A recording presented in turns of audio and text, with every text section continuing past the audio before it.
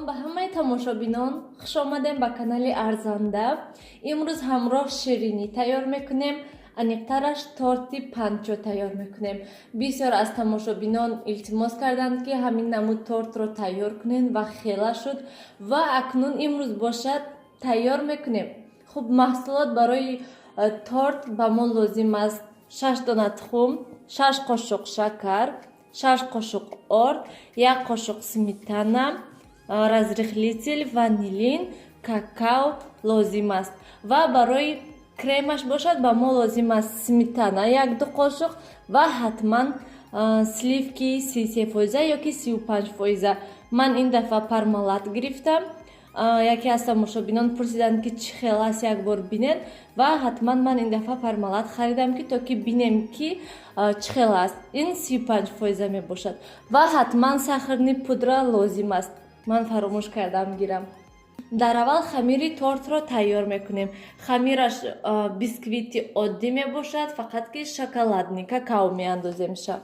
Дар аввал 6 дона тухмро зардиву сафедиашро ҷудо мекунем.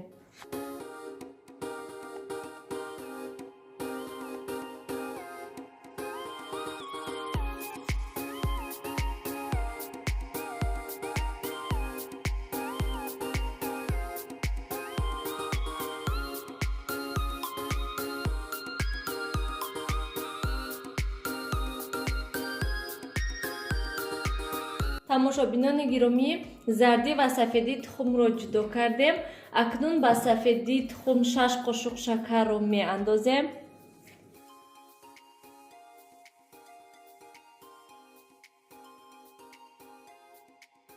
Ва ванилинро низ меандозем.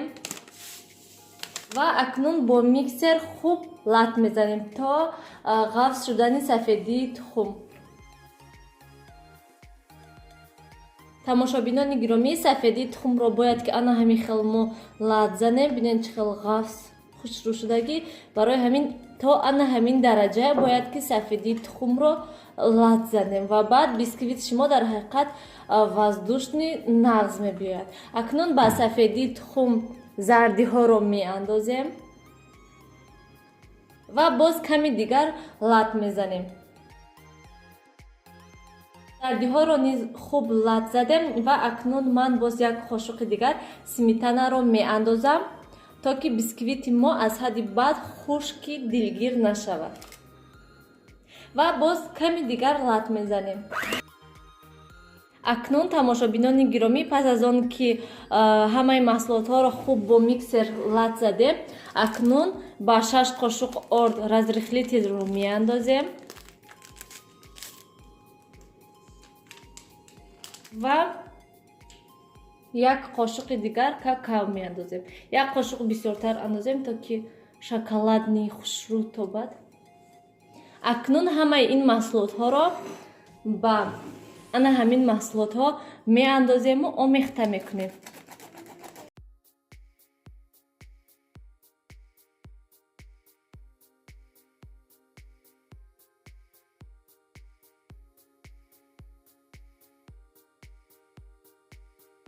ана ҳамин хел маҳсулотро тайёр кардем. ана ҳамин хел бояд шавад маҳсулоти мо.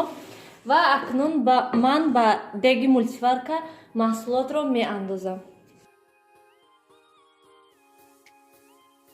ана ҳамин хел маҳсулотро андохтем.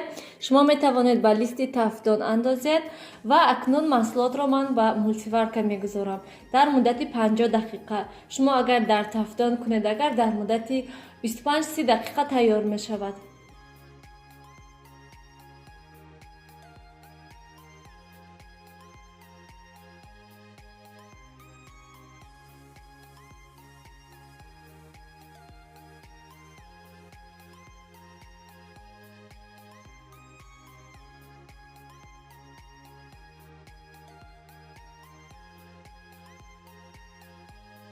тамошобинони гиромӣ, ана ҳамин хел бисквити мо тайёр шуд. бинед чӣ хел нағз шудагӣ, зур шудагӣ гӯем. дар ҳақиқат ана ҳамин хел баланд шуд. бинед чӣ қадар баланд шудагӣ. бисквит дар ҳақиқат дар мултиварка бениҳоят нағз мешавад. худи ҳамин бисквит ҳам хел сабукак шудагӣ ки ҳатман тамошобинони гиромӣ, ман аллакай чандум бора аст ки дар ҳамин мултиварка бо ҳамин рецепт бисквит мекунам ва ана ҳамин хел бисквити ман нағз мебиёяд.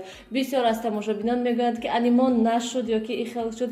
ҳатман агар ки ҳамон хамири бисквитро нағз тайёр кунед, ана ҳамин хел мешавад. ман чӣ хеле ки гуфтам, чандин бор аст ки дар ҳамин мултиварка бисквит тайёр мекунам, ана ҳамин хел нағз мешавад ҳама вақт.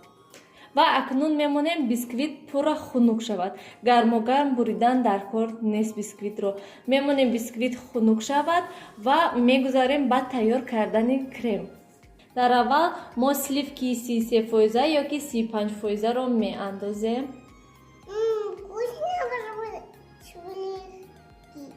Да, сливки. Mana inja qab ist. Акнун сахарни пудраро меандозем. Ва акнун бо миксер хуб лат мезанем. тамошобинони гиромӣ, ана ҳамин хел хуб сливкиҳоро лат задем. ана ҳамин хел шуданд.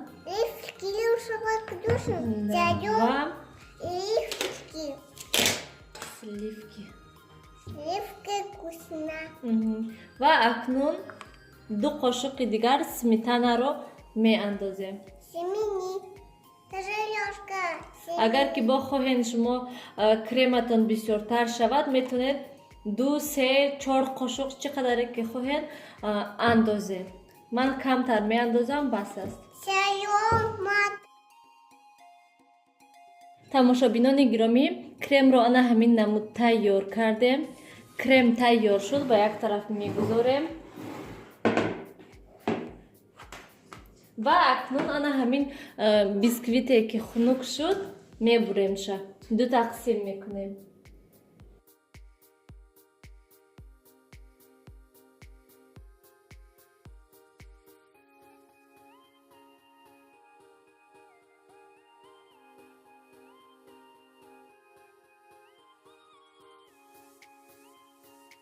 ва акнун ҳамин бисквитро чоркунҷа мебурем.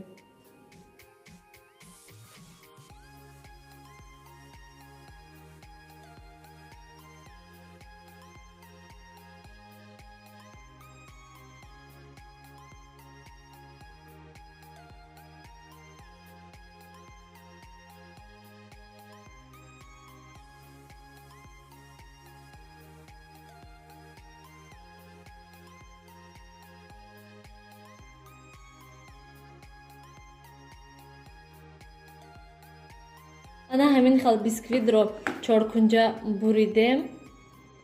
ана ҳамин хел. ва акнун тортро мечинем. ман ана ҳамин хел ба як коса салафан мондам, то ки осон шавад баъд гирифтанаш. акнун каме крем мемолем.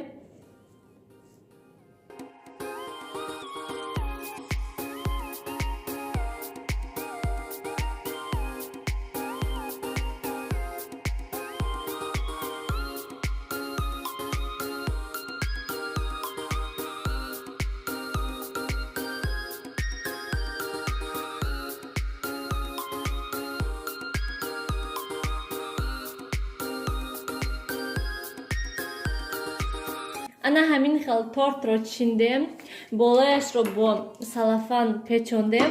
акнун ба болояш ягон тарелкаро мемонем.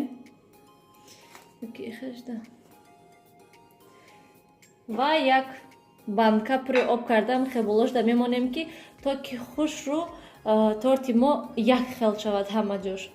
ва акнун ба яхдон мемонем ё ки ба ягон ҷои хунук мемонем ки 1-2 соат истад. тамошобинони гиромӣ, торти мо ана ҳамин хел шуд, 2 соат дам гирифт ва акнун ана ҳамин креме ки зиёдӣ карда буд ба болои торт мемолем.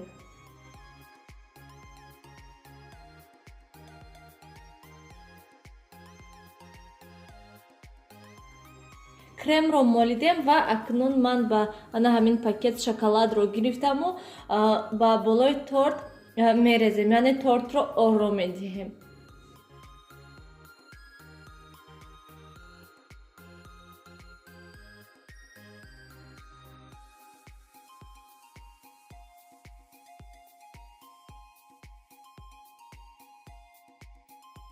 ана ҳамин хел шуд торти мо ва акнун боз тортро 2 соати дигар дар яхдон мемонем ки то ки пурра торти мо тайёр шавад, нағз шавад ва баъд тортро ҳатман мебурему дарунашро мебинем кани чӣ хел шудааст. тамошобинони гиромӣ, торти мо низ тайёр шуд, бениҳоят болаззат менамояд. шумо низ ҳатман барои наздикони худ тайёр кунед. ба ҳамаи шумо иштиҳои таом хайр. تا دیدار آینده در پناه خدا باشید.